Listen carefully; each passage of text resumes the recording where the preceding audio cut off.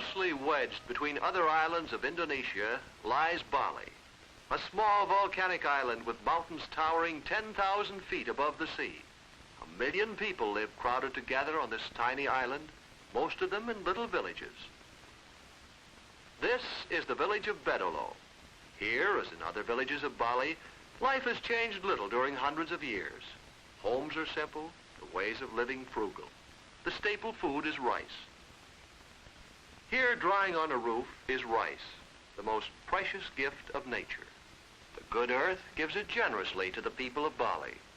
Their implements of work are simple. Long sticks with which to beat the rice and separate the grain from the stalk. Long sticks of light bamboo. The tools are simple, but nearly everybody on the island gets enough to eat. Hard working are the people of Bedolo, hard working and clinging to their old ways. The women of Bedolo perpetuate the time-honored craft of spinning. Using the same tools as their ancestors, they fashion garments for the coming festival of the New Year. Their looms and spinning wheels were made by village craftsmen.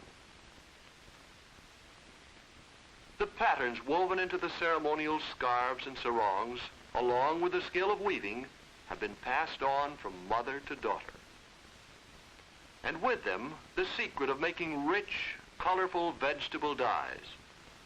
The art of carving masks is also time-honored and respected in the village. Ceremonial masks carved out of the native wood are appropriately painted for dance rituals. In Bedolo, the most important person is the village priest. He has the knowledge, skill, and right to perform religious ceremonies, to interpret the meaning of signs and omens, and to conduct services. Just now, he is ready to perform the important ceremony of passage. Passage of this boy from boyhood to manhood. The boy is carried on his father's back to the village shrine.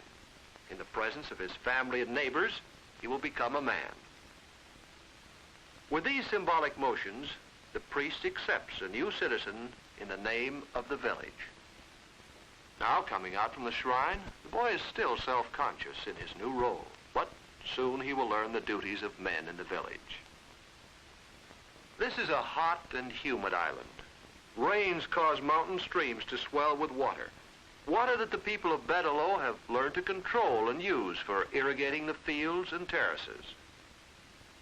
This is the season for planting the young shoots of rice. Here, people believe in carrying on customs inherited from their forefathers. It is custom in Bedolo that every project shall be regarded the common responsibility of the entire village. Although land is owned individually, the planting of rice is performed by the whole village under the rule of suku-duku. Suku-duku, all working together, first in one man's field, then in the field of his neighbor, till all the planting is done. Working together in planting and reaping the harvest. Working together in building the terraces that will bear the rich crop. Keeping the terraces from breaking down under the pressure of weather or water. Never ceasing to take care of the precious fertile soil, which needs constant attention so that the tropical weeds will not creep over the planted acres. Rich are the colors of nature in Bali. Numerous are the native flowers. Brilliant like this orchid, or graceful like these water plants that have inspired many patterns on the ceremonial scarves and sarongs. Flowers also play their part in the dress of the women. Here, a young maiden is getting ready for a trip to town. She shapes her hair as tradition demands. She decorates the thick black hair with flowers. Flowers arranged in a special way to make her look beautiful, to indicate her standing in the village, and to please the gods she has been taught never to forget. She offers them an arrangement of flowers. Now she feels that she will be protected from evil on her journey. In long lines, the women file off to market in a town nearby. Heavy loads balance gracefully on their heads. The marketplace bristles with activity. People from many villages meet in the market square. Red peppers are among the ingredients required for a good Balinese meal. Hot red peppers. and even hotter green peppers for the rice dishes of Bali, and onions to improve the flavor. Juicy limes and flowers will make good salad. Wrapped in banana leaves, the merchandise is passed from hand to hand by patient women traders. While many kinds of fruits are sold and bartered, news is exchanged on the busy market square.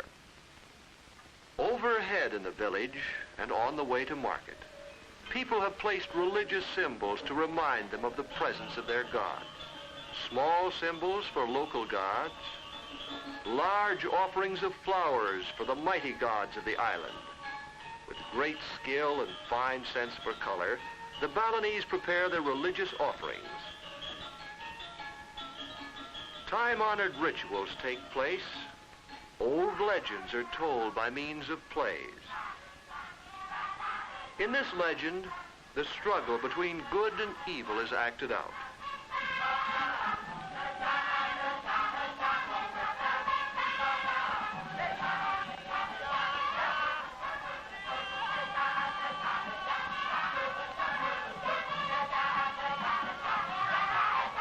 The crowd gets more and more excited watching the play, although everybody knows how it will end.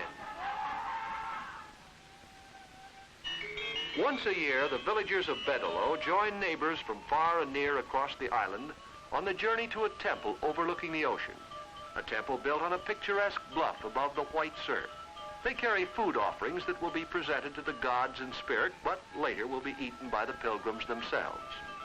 Praying, they pass through the temple gates built in the traditional style of India, because much of the religion of Bali came from India, and with it the great legend of the Ramayana.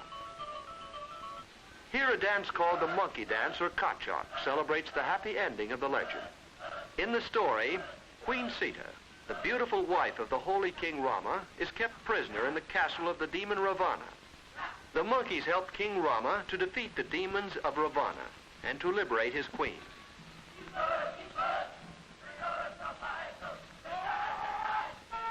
Music, too, is tied up with the old legends. And the same is true of the dance. The dancing maidens of Bali, trained from childhood in the difficult art of ceremonial dance, act out the old legends of the island. They dance to the chant of the storyteller, who explains their dancing for the spectators.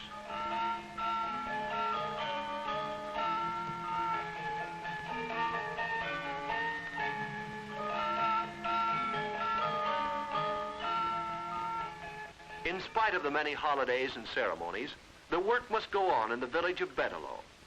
The rice is yellowed to ripeness and will soon be ready for harvesting. Harvesting by all the villagers together. But first, the goddess of rice must be thanked with the first sheaf of rice and flowers. Each man in his shrine pays tribute to the goddess. Each in his own way expresses his humble thanks. And then harvesting. Harvesting sukuduku by working together to take the precious grain from this field to the village, to select the best grain for new seedlings. Carefully, workers pull stalk after stalk. They believe that this will please the goddess, whose hair the rice is supposed to be. Carefully, they gather the rice so little of it will be lost. And thus, religion and practical reasoning join hands to protect the rich harvest as a reward for the months of work and care. And while this field is being harvested, other fields are growing a new crop.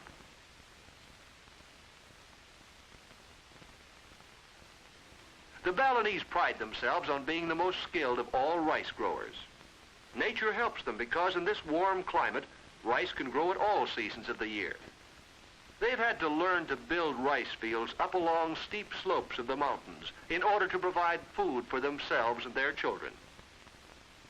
The land in Bali must yield many harvests to feed the 1 million people of this beautiful, tiny island, squeezed between the larger islands of the young Republic of Indonesia.